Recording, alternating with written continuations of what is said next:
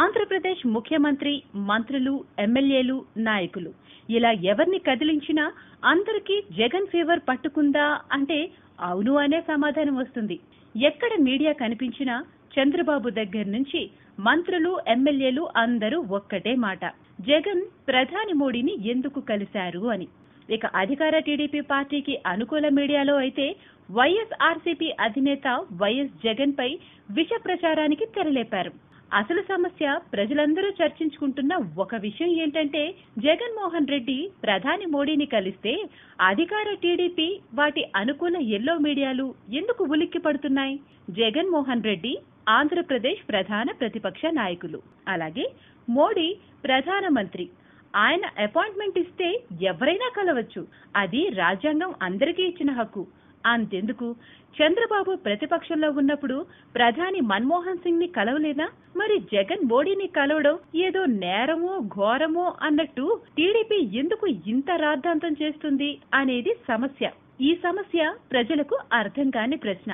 చంద్రబాబు, ఆయన మంత్రులు, జగన్ ఒక అవినీతి పరుడు, ఆయనకి మోడీ అపాయింట్మెంట్ ఎలా ఇస్తారు అంటూ మిత్రపక్షమైన బీజేపీని సైతం గట్టిగా ప్రశ్నిస్తుంది. ఇక్కడ బాబు అండ్ టీం గుర్తుంచుకోవాల్సిన ఒక ముఖ్యమైన విషయం ఉంది. చంద్రబాబు నాయుడు అండ్ టీం కేవలం 2% ఓట్ల స్వల్ప తేడాతోనే వైఎస్ఆర్సీపీపై విజయం సాధించి అధికారంలోకి వచ్చారు. అంటే ప్రజల్లో వైఎస్ఆర్సీపీకి వైఎస్ జగన్ కి మంచి బలం ఉంది. పైగా వైఎస్ జగన్ ఒక పార్టీ అధ్యక్షుడిగా, ఆంధ్రప్రదేశ్ ప్రధాన ప్రతిపక్ష నేతగా మోడీని కలిస్తే తప్పే ఉంది. ఇంకో ఆసక్తికరమైన విషయం ఏంటంటే, జగన్ తనను ఎన్ఫోర్స్మెంట్ డైరెక్టరేట్ లో కొంతమంది చంద్రబాబుకి ఏజెంట్లుగా పనిచేస్తున్న అధికారులు తనను, తన కుటుంబ సభ్యులను తీవ్ర ఇబ్బందుల పాలు చేస్తున్నారు అని జగన్ మోడీకి విన్నవించుకున్నారు అని, వారి బారి నుంచి తనని కాపాడాలి అని మొరపెట్టుకున్నారని ఎల్లో మీడియా వర్గానికి చెందిన ఒక ప్రముఖ ఛానల్ దినపత్రికలో ఏదో వారు జగన్ ప్రధానిల భేటీలో పక్కనే కూర్చొని అంతా చూసినట్టు విష ప్రచారం మొదలుపెట్టింది. దానికి వారు జగన్ ఎప్పుడో ఫిబ్రవరి 17న రాసిన లేఖని జగన్ ఈ భేటీలో మోడీకి ఇచ్చారు అని సొంత కవిత్వం జోడించి రాద్ధాంతం చేస్తున్నారు. ఆయన మోడీని కలవడం తప్పు, మోడీ జగన్ కి అపాయింట్మెంట్ ఇవ్వడం నేరం అన్నట్టు అధికార టీడీపీతో పాటు వాటి అనుబంధ మీడియాలు దుమ్మెత్తిపోస్తున్నాయి. అసలు జగన్ ప్రధాని కలిసినప్పటి నుంచి బాబు అండ్ టీం కి, వాటి అనుబంధ మీడియాలకు జగన్ ఫీవర్ పట్టుకుందేమో అనిపిస్తుంది. జగన్ మోడీని కలిసినందుకు వీరంతా ఎందుకు అంతగా ఉలిక్కి పడుతున్నారో, ఎందుకు అంతగా భయపడుతున్నారో వాళ్లే సమాధానం చెప్పాలి.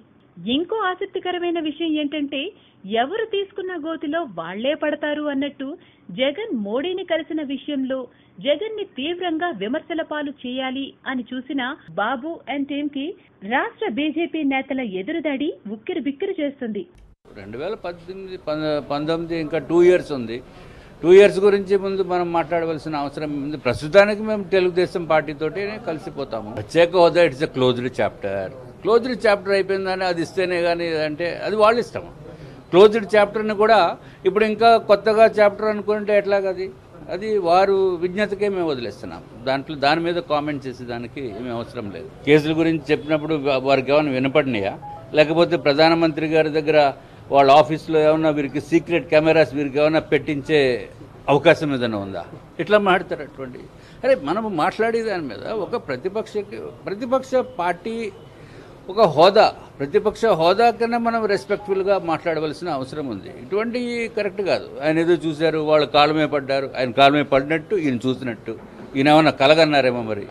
సో ఇటువంటిది కరెక్ట్ కాదు. మనం ఉన్నట్టు వాస్తవంగా మాట్లాడటం అనేది మంచిది. రాజకీయాల్లో మనం ఏదో నోటికి వచ్చినట్టు మాట్లాడితే ప్రజలు హర్షించరు. ప్రజలు కూడా అబ్జర్వ్ చేస్తున్నారు కదా, ప్రజలకు తెలీదా? ఇప్పుడు అందరికీ తెలుసు. దాని గురించి పెద్ద చర్చ. అది ఆయనకి ప్రధానమంత్రి గారు అపాయింట్మెంట్ ఇవ్వడం బాధాకరం. ఏం దీనికి బాధ చెప్పండి? బాధ ఏంటి? ఏమి వీళ్ళకి వచ్చింది? జగన్మోహన్ రెడ్డి గారికి ఎన్ని ఓట్లు వేస్తారు ప్రజలు? ఆంధ్ర రాష్ట్ర ప్రజలు 1,27,00,000. తెలుగుదేశం పార్టీకి 1,33,00,000. తేడా ఎంత? 6 లక్షలు. అంటే ఎంత పర్సంటేజ్? 2%. సో 44% వారిదైతే 46% తెలుగుదేశం పార్టీది, 44% జగన్మోహన్ రెడ్డి గారికి వచ్చినాయి. సో మీరు అట్లాగా ఏదో నోటుకొచ్చింది కదా అని చెప్పి మీ దగ్గర మైకులు ఉన్నాయి కదా అని, మీ ఛానల్స్ ఉన్నాయి కదా అని, లేకపోతే పేపర్స్ ఉన్నాయి కదా అని చెప్పి మాట్లాడటం అనేది సరి అయిన పద్ధతి కాదని చెప్పి మేము చెప్తాం. బాబు జగన్ పార్టీ నుండి వచ్చిన వారికి మంత్రి పదవులు ఇస్తే తప్పులేదు, కానీ ఒక ప్రతిపక్ష నాయకుడికి ఇవ్వాల్సిన గౌరవంతో మోడీ జగన్ కి అపాయింట్మెంట్ ఇచ్చి కలిస్తే తప్ప అంటూ రాష్ట్ర బీజేపీ నాయకులు జగన్ ని సపోర్ట్ చేస్తూ బాబు అండ్ టీం పై విరుచుకుపడుతుంటే జగన్ ని నవ్వుల పాలు చేయబోయి తాము నవ్వుల పాలు అయ్యామా అంటూ దిక్కుతోచని స్థితిలో ఉన్నారు.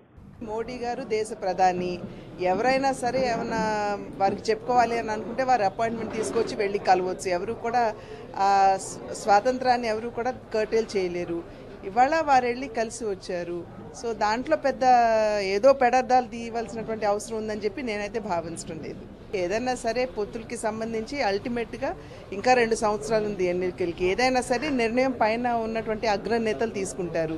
సో వారు తీసుకున్నటువంటి నిర్ణయం ఏదైనా సరే కార్యకర్తలంగా మాకందరికీ కూడా శిరోధార్యంగా ఉంటుంది. So let them take the decision. వాళ్ళు తీసుకోవాలి కదా నిర్ణయం పైన ఢిల్లీలో ఉన్నటువంటి నాయకులు.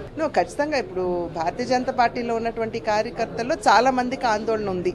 మిత్రపక్ష ధర్మం మాకు మాత్రమే కాదు కదా, నామినేటెడ్ పదవులు మాకు సరి అయినటువంటి స్థాయిలో పద్ధతిలో మాకు అందలేదు అనేటువంటి ఒక భావన ఖచ్చితంగా వాళ్ళందరిలో ఉంది. ఒకవేళ ఏమన్నా భిన్నాభిప్రాయాలు ఏదైనా విషయాల మీద ఉంటే మా పార్టీ అధ్యక్షులు, తెలుగుదేశం పార్టీ అధ్యక్షులు మాట్లాడుకుని దాన్ని సవరించుకునేటువంటి పద్ధతిలో రీతిలో ముందుకు వెళ్తున్నాము. లోపల ఏం మాట్లాడుకున్నారు మీకేం తెలుసండి, మాకేం తెలుసండి, మాకెవరికి ఏం తెలియదు ఏం మాట్లాడుకున్నారు. So let us not conclude, wrong కన్క్లూజన్స్కి వెళ్లకుండా ఉంటే ఇట్స్ ఆల్వేస్ బెటర్. ఆయన దేశ ప్రధాని, ఆయన రాష్ట్రానికి సంబంధించినంత వరకు ఆయన విపక్ష నాయకుడు హోదా ఇక్కడ ఉన్నటువంటి అధికారంలో ఉన్నటువంటి పార్టీని వారికి ఇవ్వడం జరిగింది. ప్రత్యేక స్థానాన్ని కూడా కేటాయించడం జరిగింది. ఒక అపోజిషన్ లీడర్కి ప్రధానమంత్రి గారు అపాయింట్మెంట్ ఇచ్చారు, వెళ్ళి కలిశారు. ఏం మాట్లాడుకున్నారో మాకెవరికి తెలియదు. ఏది ఏమైనా జగన్ మోడీని కలిసిన విషయాన్ని కూడా రాజకీయం చేసి జగన్ పై దాడి చేయబోయిన అధికార టీడీపీయే దిక్కుతోచని స్థితిలో పడిపోయింది అనేది నిజం. అందుకే పెద్దలంటారు, ఎవరు తీసిన గోతిలో వారే పడతారు అని. మీ పేరు? శేఖర్. ఒక్కటి చెప్పాలి శేఖర్, నేను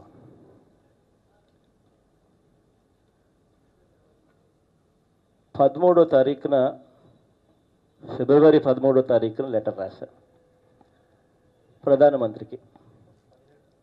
ఫిబ్రవరి 17వ తారీఖున లెటర్ రాశాను. ఆ లెటర్ నేను రాసింది చూసారా? ఐ థింక్ పొద్దున్నే కరుణాకర్ రెడ్డి కూడా రిలీజ్ చేసిన. ఒకవైపున చంద్రబాబు నాయుడు గారు తన అధికారంతో ప్రతిపక్షమే ఉండకూడదు అన్న దుర్బుద్ధితో సిగ్గు లేకుండా నిస్సిగ్గుగా తన దగ్గర ఉన్న అధికారంతో వ్యవస్థలను మేనేజ్ చేస్తూ ఉంటే, అధికారులను ప్రలోభపెట్టి వాళ్ళతో తప్పులు చేయిస్తూ ఉంటే ఎవరికి కంప్లైంట్ చేయాలి? రాజ్యాంగంలో ఉన్నాం. ఏ ట్రంప్కో ఏ అమెరికా గవర్నర్కో కంప్లైంట్ చేయలేం కదా. కంప్లైంట్ చేయాల్సి వస్తే ప్రధానమంత్రులకే కంప్లైంట్ చేస్తాం. కంప్లైంట్ చేసే ప్రతి అధికారులు ఈ రకంగా చేస్తూ ఉన్నారు. వీళ్ళకి ఇన్స్ట్రక్షన్స్ చంద్రబాబు నాయుడు గారి దగ్గర నుంచి వస్తూ ఉన్నాయి. వీళ్ళ మీద ఎంక్వైరీ చేయండి, వీళ్ళు చేస్తూ ఉన్న అన్యాయమైన హెరాస్మెంట్ మీద లోతుకు వెళ్ళి ఎవరికి వీళ్ళు ఇన్స్ట్రక్షన్స్ ఇస్తూ ఉన్నారో ఎంక్వైరీలు వేయండి అని చెప్పి ప్రధానమంత్రికి కాదు, సిబిసికి, సెంట్రల్ విజిలెన్స్ కమిషన్కు అందరికీ కూడా వివిధ ఫోరమ్స్లో ఫిర్యాదులు చేస్తూనే ఉన్నాం. రేపొద్దున శేఖర్ మీ మీద కూడా ఏదైనా ఇట్లాంటివి జరిగితే నువ్వు కూడా ఇదే చేస్తావు శేఖర్. దేశంలో ఎక్కడ జరిగిండదు. ఒక వ్యక్తికి బెయిల్ క్యాన్సిల్ చేయండి అని చెప్పి మళ్ళీ కోర్టుకు పోవడం, సాక్షులను ప్రభావితం చేస్తున్నారని ఎక్కడ జరిగిండదు. ఒక వ్యక్తి తప్పు చేయకపోతే, ఒక వ్యక్తి తప్పు చేశాడు అని రుజువు కాకుండా అసలు జైల్లో పెట్టడమే తప్పు. అట్లాంటిది కాన్స్టిట్యూషన్సీస్ 3 నెలల లోపల విడుదల చేయాలని, అంతకన్నా ఎక్కువ పెట్టకూడదని. కానీ ఆ రోజు చంద్రబాబు నాయుడు గారు ఇదే కాంగ్రెస్ పార్టీతో కుమ్మక్కై ఇద్దరు కలిసి కేసులు వేశారు. పిటిషనర్స్ దగ్గర నుంచి వాళ్ళే, అక్కడి నుంచి కేసు నడిపించేదాకా కూడా వాళ్ళే. అప్పుడు ఆ అధికారులను చంద్రబాబు నాయుడు గారు ఫోన్లలోనే నడిపించాడు వ్యవహారాన్ని అంతా. సెలెక్టివ్ లీక్స్ మీడియాలకు ఇచ్చారు. ఏది చెప్పాలనో, ఎంతవరకు చెప్పాలనో, ఏ రకంగా చెడ్డ పేరు తేవాలి అని ఇవన్నీ ఏది చేయకూడదు. ఎవరు కూడా ఇన్వెస్టిగేషన్ చేసే అధికారులు ఎవరు కూడా చేయించినారు. ఆ రోజు ఇన్ఫ్లుయెన్స్ చేసే కార్యక్రమాలు చేశారు. ఈరోజు మళ్ళీ ఆ రోజు కాంగ్రెస్ పార్టీతో చంద్రబాబు నాయుడు కలిసి ఇన్ఫ్లుయెన్స్ చేశాడు. ఈరోజు మళ్ళీ తనకున్న మంత్రుల కేంద్రంలో కూర్చోబెట్టుకుని వాళ్ళతోనూ వాళ్ళ ద్వారాను చంద్రబాబు నాయుడు గారికి అత్యంత సన్నిహితంగా సపోర్ట్ చేస్తూ ఉన్న బీజేపీలోని కొంతమంది మంత్రులు, మీకు తెలుసు ఆ పేర్లు ఎందుకు, కానీ వాళ్ళను ఉపయోగించి కూడా ఇదే కార్యక్రమం చేస్తూ ఉన్నాడు. అట్లాంటిది ఇదే సిబిఐ బెయిల్ క్యాన్సిల్ చేయండి, అది కూడా ఏందో ఒక టీవీ ఛానల్కి ఇచ్చిన ఇంటర్వ్యూలో ఒక రిటైర్డ్ చీఫ్ సెక్రటరీ. ఏం సంబంధం సార్ నాకు? అట్లాంటిది విట్నెస్ని ఇన్ఫ్లుయెన్స్ చేశారు అని చెప్పి ఒక విచిత్రమైన ఆర్గ్యుమెంట్ తీసుకొచ్చి బెయిల్ క్యాన్సిల్ చేయమని చెప్పి చంద్రబాబు నాయుడు గారు ఏకంగా అధికారులను దుర్వినియోగం చేస్తూ ఉంటే, ఇటువంటి వ్యక్తి ఇంత దారుణంగా చేస్తూ ఉన్నాడు, ఎంక్వైరీ చేయండి, ఎవరెవరు టచ్లో ఉండరు, ఎవరెవరి దగ్గరికి వెళ్తున్నారు, ఎవరి ఆదేశాలతో వీళ్ళు పనిచేస్తూ ఉన్నారు, వీళ్ళకున్న రిలేషన్షిప్స్ ఏంటివి, అన్నింటి మీద ఎంక్వైరీ చేయండి, ఏసి ఇటువంటి జరగనీయవద్దండి అని చెప్పి, ప్రజాస్వామ్యంలో ఉన్నాం, ప్రజాస్వామ్యాన్ని కాపాడండి అని చెప్పి సహజంగా లెటర్లు రాయడం చేయాల్సిన పని డెమోక్రసీలో. లేకపోతే అవతలోడు కొడతా ఉన్నాడు, కొట్టించుకుంటూ ఉంటే ఎవడు బతకడు. కంప్లైంట్ చేయాల్సిన పరిస్థితిలో కంప్లైంట్ చేస్తాం, చేసే కార్యక్రమం చేస్తాం. కానీ ఇవాళ కరుణాకర్ అన్న మధ్యాహ్నంగా మాట్లాడాడు. ఎక్కడ బాధ అనిపించింది అని అంటే, నిజంగా చంద్రబాబు నాయుడు గారికి ఉన్న మీడియాను మేనేజ్ చేసే వ్యవస్థలు ఏ స్థాయిలో ఉన్నాయి అని అంటే, చంద్రబాబు నాయుడు గారికున్న పరిచయాలు అయితేనేమి, కాంటాక్ట్స్ అయితేనేమి, తనకున్న పలుకుబడి అయితేనేమి, వ్యవస్థల మీద ఏ స్థాయిలో ఉన్నాయి అని అంటే, చివరకు ఒక మీడియా హౌసు న్యాయం తరపున మాట్లాడాల్సింది పోయి ఏకంగా జరిగినట్టుగా కుక్కప్ చేసి, జరిగినట్టుగా 13వ తారీఖు నేను లెటర్ రాస్తే దాని మీద ప్రైమ్ మినిస్టర్స్ ఆఫీస్ స్పందించి ఏప్రిల్ 10వ తారీఖున ఎప్పుడో లెటర్ కూడా రాశారు. ఏప్రిల్ 13వ తారీఖున నేను ఫిబ్రవరి 13 వాళ్ళకి లెటర్ రాస్తే వాళ్ళ దగ్గర నుంచి రిప్లై కూడా ఏప్రిల్ 13న, ఫిబ్రవరి 17న నేను వాళ్ళకి ప్రైమ్ మినిస్టర్కి లెటర్ రాస్తే ఏప్రిల్ 13న వాళ్ళ దగ్గర నుంచి రిప్లై కూడా వచ్చింది. నేను ప్రధానమంత్రిని ఎప్పుడు కలిశాను? మే 10న. అంటే ఒక వ్యక్తికి నేను లెటర్ రాసి ఆ వ్యక్తి దగ్గర నుంచి నాకు రిప్లై కూడా వచ్చిన తర్వాత మళ్ళీ బుద్ధునుడు ఎవడన్నా అదే వ్యక్తి దగ్గరికి పోయేటప్పుడు ఆ పాత లెటర్ తీసుకొని మళ్ళీ నీకు ఇస్తానా? జనరల్ కామన్ సెన్స్ ఉండాలి. అట్లాంటిది ఈరోజు ఏం జరిగింది? అదే పేపర్లో, అదే ఆంధ్రజ్యోతిలో ఏమని వచ్చింది? నేను మే 10th ప్రధానమంత్రిని కలిసి ఇచ్చిన లేఖను పక్కన పెట్టి, ఈ లేఖను పక్కన పెట్టి ఫిబ్రవరి 13న నేను రాసిన లేఖను, ఆ లేఖలో ఈ మళ్ళా మొదటి పేజ్ చూపిస్తే డేట్ చూపించాల్సి వస్తుందని ఈ చివరి లైన్స్ పెట్టి నా సంతకం ఇలా ఉంటుంది. న్యాచురల్గా ఏ లెటర్ మీద నా సంతకం ఇలానే ఉంటుంది. పెట్టి ఇదే లెటర్ నేను వాళ్ళకి ఇచ్చానని చెప్పి మభ్యపెట్టే కార్యక్రమం ఒక మీడియా హౌస్గా ఉండి అబద్ధాలు చెప్తూ ఉంటే, ఫ్యాబ్రికేట్ చేస్తూ ఉంటే, అసలు ఈ వ్యవస్థలో నిజంగా ఎవరైనా బతకగలుగుతారా? నిజంగా నాకు ఆశ్చర్యం అనిపించిన విషయం కదా, 4 రోజుల నుంచి చూస్తూ ఉన్నా. ప్రధానమంత్రిని కలవడం ప్రతిపక్ష నాయకుడిగా ప్రజల సమస్యలను వివరిస్తూ చెప్పడం తప్ప అని అడుగుతా ఉన్నా. ప్రధానమంత్రి గారు నేను అవును దాదాపుగా గంట సేపు మాట్లాడితే న్యాచురల్గా అన్ని విషయాలు మాట్లాడతాం. న్యాచురల్గా ప్రత్యేక హోదా అన్న అంశం ఆ సబ్జెక్ట్ మీదనే దాదాపుగా కనీసం అంటే 10-15 నిమిషాలు చెప్పింటాం. ఒకే ఒక్క సబ్జెక్ట్ మీద. ప్రధానమంత్రి దగ్గర నుంచి వచ్చిన మాటలు కూడా నిజమా జగన్? మరి 4 లక్షల కోట్ల పెట్టుబడులు వచ్చాయన్నారు, 10 లక్షల కోట్ల పెట్టుబడులు వచ్చి MOUలు సైన్ చేసామన్నారు. నిజమేనా జగన్ అనే పరిస్థితిలో ఆయన మాట్లాడుతూ ఉన్నారంటే ఏ లెవెల్లో ఈయన మిస్లీడ్ చేస్తూ ఉన్నాడు. ఒకే ఒక్క సబ్జెక్ట్ మీద అంతసేపు పట్టింది. ఆగ్రి గోల్డ్ గురించి మాట్లాడాం. ఏ రకంగా చంద్రబాబు నాయుడు గారు ఎంపీలు, ఎమ్మెల్యేలు, మంత్రులు, చివరికి చంద్రబాబు నాయుడు గారి కొడుకు మీద కూడా ఏ రకంగా ఆరోపణలు ఉన్నాయో అగ్రిగోల్డ్ ఆస్తుల మీద. సిబిఐ ఎంక్వైరీలు వేస్తేనే ఆ బినామీ ఆస్తులను బయటకు తీసుకొస్తేనే ఆ బాధితులకు మేలు జరుగుతుందనే అంశం మీద కూడా చెప్పాం. స్పెషల్ స్టేటస్, అగ్రిగోల్డ్, మిర్చి రైతులు పడతా ఉన్న అవస్థలు కూడా అవస్థలు కూడా మోడీ గారి దృష్టికి తీసుకొని పోయాం. ఇవన్నీ మాట్లాడుతూ న్యాచురల్గా రాజకీయాలు కూడా మాట్లాడతాం. ఏ రకంగా చంద్రబాబు నాయుడు గారు అన్యాయంగా పరిపాలన చేస్తూ ఉన్నాడు, ఏ రకంగా రాష్ట్రాన్ని దోచుకొని తింటున్నాడు, ఏ రకంగా NCAER అవినీతి రాష్ట్రాల్లో ఆంధ్ర రాష్ట్రం నెంబర్ 1 అని చెప్పి ఏ రకంగా చెప్పింది. కాగ్ రిపోర్టు ఏ రకంగా చంద్రబాబు నాయుడు గారి మీద చేసిన ఆరోపణను ధృవీకరిస్తూ రిపోర్ట్లు ఇచ్చింది. చంద్రబాబు నాయుడు గారి మీద రాజధాని ప్రాంతంలో చంద్రబాబు నాయుడు గారు చేస్తూ ఉన్న స్కాములు ఏంటి, అన్నింటి మీద కులంకుశంగా చెప్పినాం. చంద్రబాబు నాయుడు గారు తన రాజకీయ పదవితో ఏ రకంగా తన పదవిని దుర్వినియోగం చేస్తూ, ఏ రకంగా వ్యవస్థలను మేనేజ్ చేస్తూ, ఏ రకంగా పరిపాలన చేస్తూ ఉన్నాడు, అన్నింటి మీద కులంకుశంగా ఖచ్చితంగా మాట్లాడుతాం.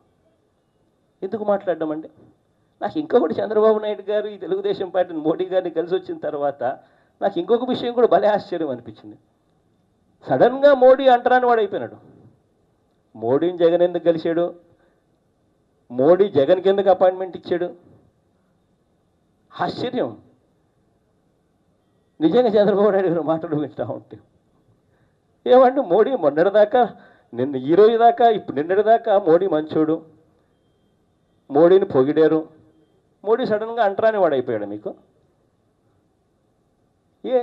మోడీ అపాయింట్మెంట్ ఇవ్వడం ప్రతిపక్ష నాయకునికి తప్ప, సమస్యలు వినడం తప్ప, ప్రతిపక్ష నాయకుడు సమస్యలు చెప్పడం తప్ప, నువ్వు చేయాల్సిన పని మోడీ దగ్గరికి వెళ్ళి ప్రత్యేక హోదా గురించి నువ్వు ఏ రోజు మాట్లాడావు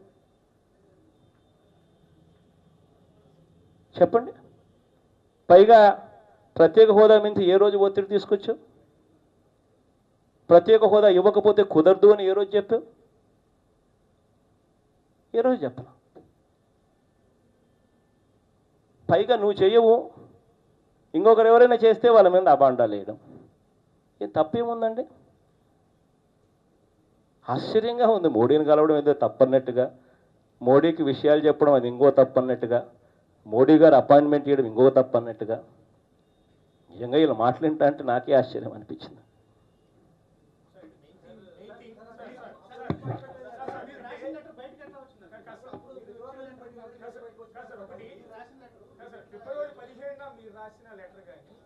ఆంధ్రజ్యోతి అడగండి అబ్బా, బయట పెట్టిన ఆంధ్రజ్యోతిని అడుగు ఎక్కడి నుంచి వచ్చిందో, ఏ ఈడీ అధికారితో ఈయనకు సంబంధాలు బాగుండాయో, ఏ ఈడీ అధికారి దగ్గర నుంచి ఆంధ్రజ్యోతికి ఆ లెటర్ అందిందో ఆయన్ని అడగండి అబ్బా.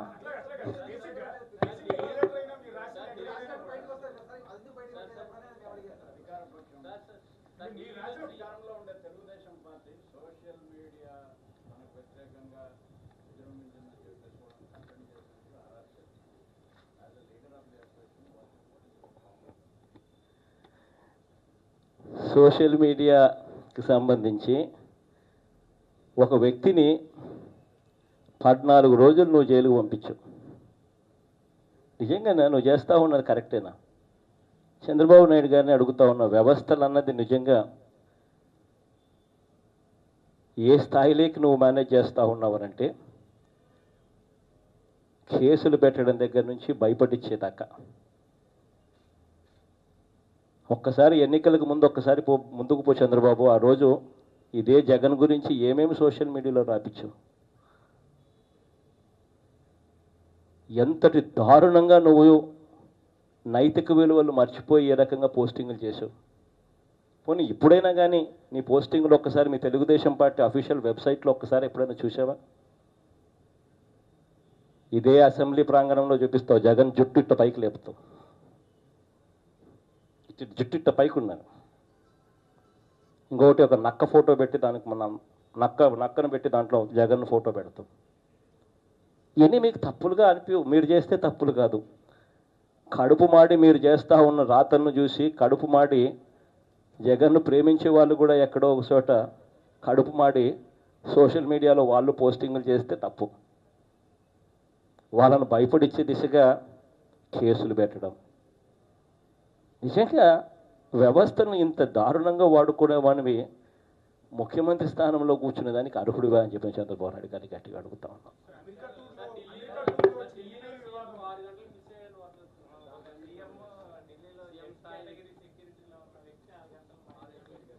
చంద్రబాబు నాయుడు గారిని గట్టిగా అడగండి మీరు అదే మాట.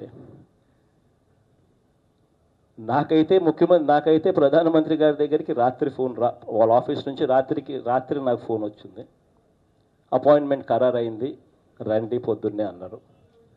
రాత్రి నాకు ఫోన్ వస్తే పొద్దున్నే మార్నింగ్ ఫ్లైట్ 6:30కి ఫ్లైట్ అనుకుంటా.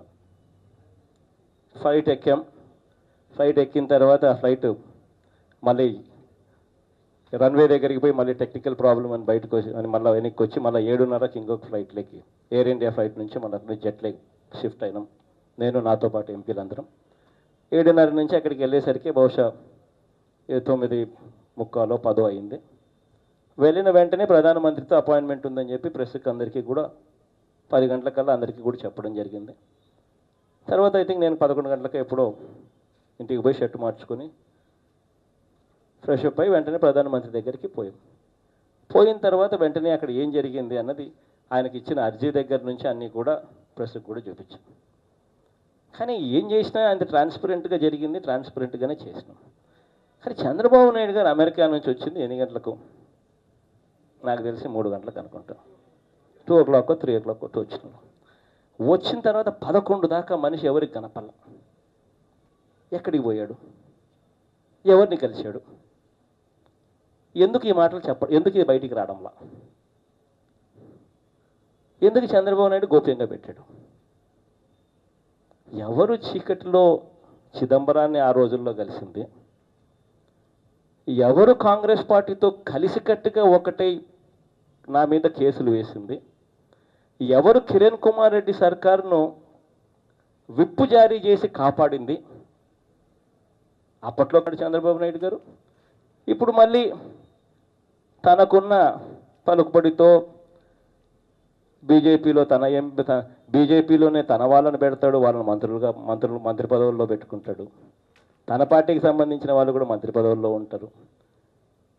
ఇప్పుడు కూడా మళ్ళీ రహస్యంగా వస్తాడు. ఎవరిని కలుస్తాడో ఎవరిని కలిశాడో చెప్పేదానికి ధైర్యం సరిపోదు. అంత గోప్యంగా ఎందుకు చేశాడు మరి? అడగండి, వేరే అడగండి.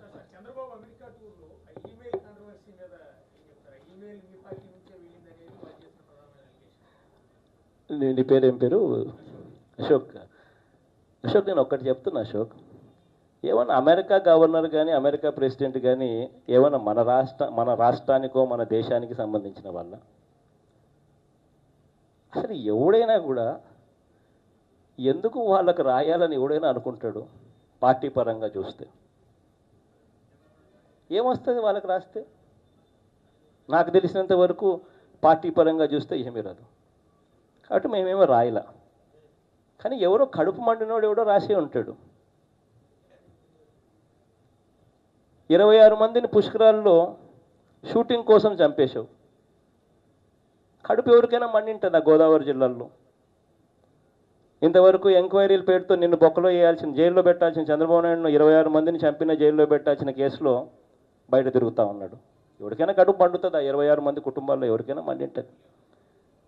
29 మంది తమిళనాడుకు సంబంధించిన లేబర్ను, కార్మికులను కాల్చి చంపావు. స్మగ్లర్లు అని చెప్పి బ్రాండింగ్ చేసావు. తర్వాత లేబర్ అని చెప్పి తెలిసి తమిళనాడులో గొడవలు జరిగాయి. ఆ 29 మండలంలో కూడా ఎవరికైనా మండింటుంది. ఇష్టం వచ్చినట్టు వాళ్ళ కుటుంబ సభ్యులను టప టప టప పిట్టను కాల్చినట్టు కాల్పించేసి నీ ఇష్టం వచ్చినట్టు స్మగ్లర్లు అని చెప్పి బ్రాండింగ్ చేసావు. 29 మందిని అట్లా కాల్పించినా నువ్వు జైలుకు పోలా, అది ఇంకా మండింటుంది ఆ కుటుంబ సభ్యులకు. మండినదా? ఓటుకు నోటు కేసులో అక్షరాల కరప్షన్ గురించి మాట్లాడతావు సిగ్గు లేకుండా. Black money, audio black money, నల్లధనం ఇస్తూ, కరప్షన్ మనీ ఇస్తూ ఆడియో టేపులు వీడియో టేపులతో దొరికిపోయారు. దొరికిపోయినా నేను అరెస్ట్ చేయరు, దొరికిపోయినా నీ పదవికి నువ్వు రాజీనామా చేయవు. మరి ఎవరికైనా కడుపు మండదా? అరెస్ట్ కావు, పదవులకు రాజీనామా చేయవు, కరప్షన్ చేస్తావు, పైగా బయటకు వచ్చి నీ అంత సత్యహరిశ్చంద్రుడు ఎవడు లేడు అన్నట్టుగా క్లాసులు పీకుతావు. ఎవరికైనా కడుపు మండుతుంది. మండినప్పుడు వాళ్ళ చేతనైన కాడికి పాపం వాళ్ళు ఈమెయిల్ ఇస్తారు. వినేవాడు, చూసేవాడు, చదివేవాడు ఎవడన్నా ఓపిక ఉన్నవాడు ఎవడన్నా ఆ పక్క ఉంటే చూస్తాడు, చదువుతాడు. వాళ్ళకు కూడా వీళ్ళు రాసిన రాతల్లో ఏదైనా మీనింగ్ ఉంది అని అనుకుంటే యాక్షన్ తీసుకోగలిగే కెపాసిటీలో ఉంటే తీసుకుంటారు. దానికి అంత పెద్ద విషయం ఏముందో నాకైతే, అంత గింజుకోవాల్సిన పని ఏముందో నాకు అర్థం కాదు. దానికి అంత గింజుకొని అదేదో ఒక కుట్ర అన్నట్టుగా, ఈయనేదో ఇవన్నీ ఏవి చేయనట్టుగా. తప్పు చేసినందుకు బాధపడాలి ఎవడైనా. ఆ తప్పును ఎత్తి ఎవడో చూపించినాడని చెప్పి ఎత్తి చూపించడం మీద మనవాడు చంద్రబాబు నాయుడు గారు బాధపడతారు. ఎత్తి చూపించినందుకు ఈయన ఎక్కువ బాధపడతాడు, తప్పు చేసినందుకు కాదు బాధపడేది. That is Chandrababu Naidu.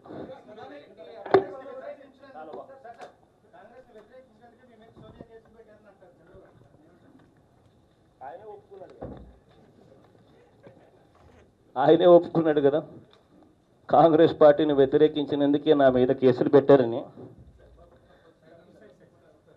కాంగ్రెస్ పార్టీని వ్యతిరేకించినందుకే నా మీద కేసులు పెట్టారని సాక్షాత్ చంద్రబాబు నాయుడు గారు ఒప్పుకున్నారు. కాకపోతే ఆయన సగమే చెప్పినాడు, మిగిలిన సగం కూడా చెప్పిండాల్సింది. ఆ కాంగ్రెస్ పార్టీతో పాటు తాను కూడా కేసులు వేసినాడు కాబట్టి, తాను కూడా ఎంక్వైరీలు నడిపించారు కాబట్టి జరిగినాయి అనేది కూడా చెప్పింటే బాగుంటుంది. టుడే టుమారో యూట్యూబ్ ఛానల్ చూడండి, నచ్చితే లైక్ చేయండి, షేర్ చేయండి, అలాగే కమెంట్ చేయండి, దెన్ సబ్స్క్రైబ్.